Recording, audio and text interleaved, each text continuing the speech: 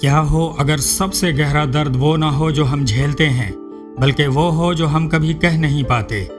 اس سے بڑی اذیت کوئی نہیں جتنی ایک انکہی کہانی کو دل میں اٹھائے رکھنے میں ہے۔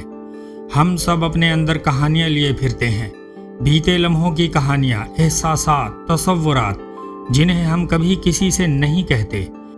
کبھی کبھی ہمیں خاموش رکھنے والی چیز خوف ہوتی ہے، یہ خوف کہ لوگ ہمیں پرکھیں گے، سمجھ نہیں پائیں گے، یا شاید یقین ہی نہیں کریں گے، تو ہم اپنی سچائی دل کے اندر دفن کر دیتے ہیں اور ظاہر کرتے ہیں کہ سب کچھ ٹھیک ہے، مگر خاموشی شفا نہیں دیتی، یہ بوجھ بنتی جاتی ہے دن بدن۔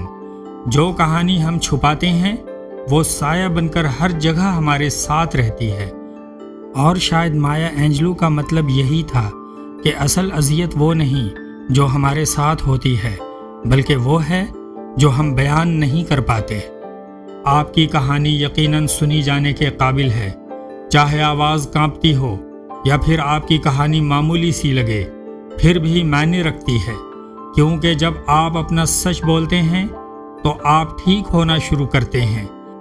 تو اپنی کہانی کہیں، جھجکیں مت، دنیا کو سننے کی ضرورت ہے اور آپ کو آزاد ہونے کی، خوف سے، الجھن سے۔